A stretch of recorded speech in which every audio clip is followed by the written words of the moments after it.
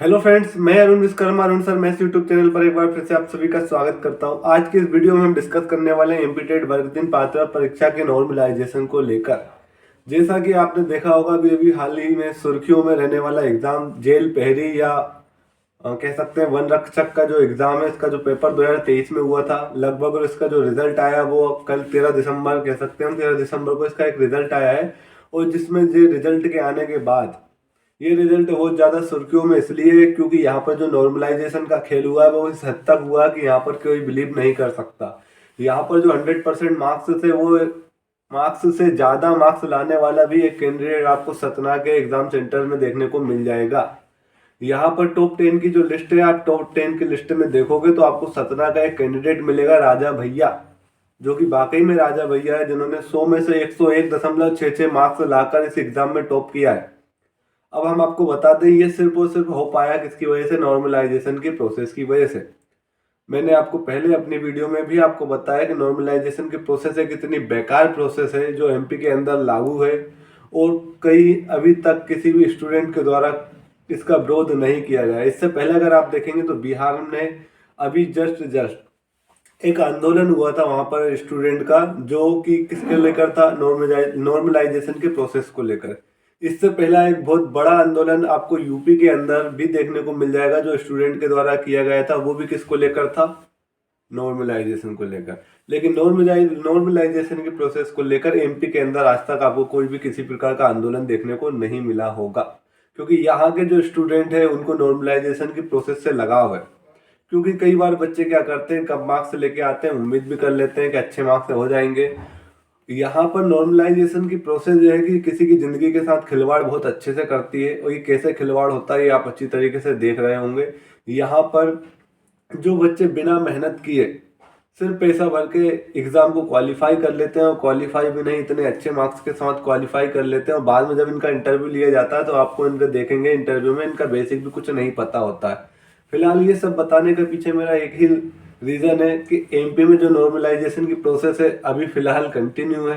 आगे क्या होता है इसका बात के बाद देखेंगे। इसका अगर कोई विरोध करता है तो हो सकता है ये बंद होना चाहिए, और मेरे हिसाब से बंद होना भी चाहिए, क्योंकि यहाँ पर बच्चों की जिंदगी के साथ खिलवाड़ किया जा रहा है। ऐसे बच्चे जो मेहनत करके दिन रात पढ़ाई करते हैं, किसी न किसी तरीके से अच्छे मार्क्स लेकर आते हैं, लेकिन उन बच्चों के आगे ये घुटने टेक देते हैं जो थोड़े बहुत पैसे देकर इस एग्जाम को क्वालिफाई करके और इसमें सिलेक्शन ले जाते हैं। ठीक, तो अब हम फिलहाल, मेरा इस टॉपिक पर बात करने का मकसद यह है कि कई बार बच्चे ये पूछ रहे हैं नॉर्मलाइजेशन को लेकर, वर्ग 3 पात्रता परीक्षा के नॉर्मलाइजेशन को लेकर कि क्या सर हमारे मार्क्स बढ़ेंगे या घटेंगे। तो फिलहाल जो रिजल्ट आया उसको आप देखकर कह सकते हैं कि यहाँ पर कब कौन कहाँ से कहाँ पहुंच जाए ये कभी डिसाइड नहीं किया जा सकता है। आपके 10 से 15 मार्क्स बढ़ भी सकते हैं और घट भी सकते हैं। ठीक है, तो आप नॉर्मलाइजेशन के प्रोसेस को इस एग्जाम के थ्रू बहुत अच्छे से जान चुके होंगे। यहाँ पर कई ऐसे कैंडिडेट हैं जिनके अच्छे मार्क्स थे, वो डिस्क्वालीफाई भी हो गए और उनका कहीं भी सिलेक्शन नहीं हुआ किसी भी पोस्ट के लिए।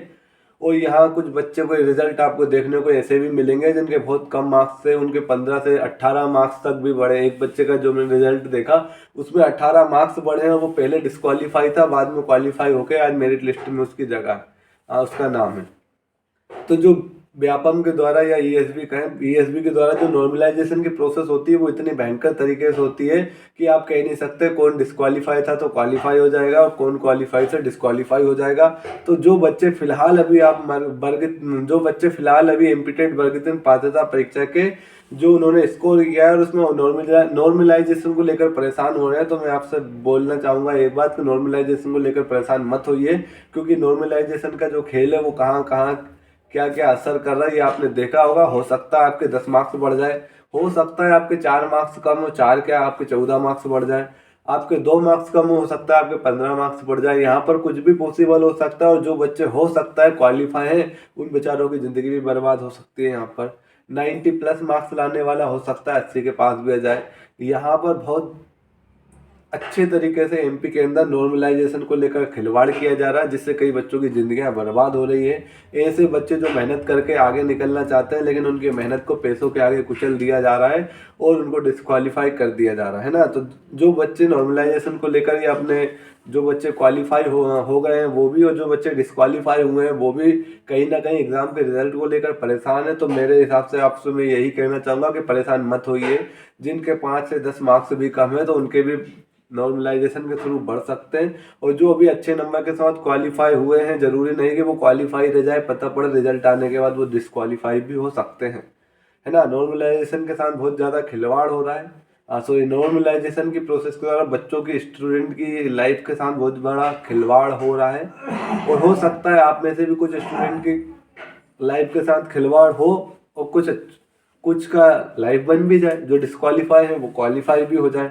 ठीक है, तो अब हम देख लेते हैं और थोड़ा सा डिस्कस कर लेते हैं कि इसका जो रिजल्ट है वो कब तक आने वाला। तो फिलहाल तो अभी इसके रिजल्ट का लेकर कुछ ऐसा अपडेट मिलने को नहीं रहा और ना ही कोई गुंजाइश है कि अभी तक आपको इसको कोई अपडेट देखने को मिले, है ना। फिलहाल दिसंबर के लास्ट में हम ये कह सकते हैं कि इसकी फाइनल आंसर की आपको हो सकता है देखने को मिल जाए जनवरी या फरवरी के स्टार्टिंग में, जनवरी लास्ट या फरवरी के स्टार्टिंग में हो सकता है आपको इसका एग्जाम का रिजल्ट देखने को मिल जाए। तो जो बच्चे 2-3 मार्क्स को लेकर बहुत ज़्यादा परेशान हो रहे हैं, उनसे यही कहूँगा कि ये ईएसबी और ईएसबी के आगे अगर आप परेशान हो रहे हैं तो मेरे हिसाब से परेशान मत होइए। हो सकता है आपके 10 नंबर भी कम हो तो आप क्वालिफाई हो जाए, और जो बच्चा 10+ मार्क्स के साथ क्वालिफाई हो सकता है वो भी डिस्क्वालीफाई हो जाए, है ना। नॉर्मलाइजेशन में यहाँ पर बहुत बड़ा खेल होता है।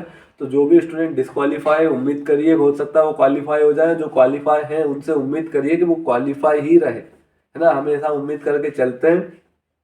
तो अगली जब भी कोई भी अपडेट इस एग्ज़ाम को लेकर आएगी मैं ज़रूर आपको इन्फॉर्म कर दूंगा। और अगर आप चैनल पर नए हो तो प्लीज़ चैनल को सब्सक्राइब जरूर कर लें और आने वाली हर एक वीडियो का नोटिफिकेशन आपके पास टाइम टू टाइम पहुंचता रहे। तो बेल आइकन को भी प्रेस जरूर कर लें। ठीक है, मिलते हैं अगली वीडियो में अगले किसी अपडेट के साथ। Thank you.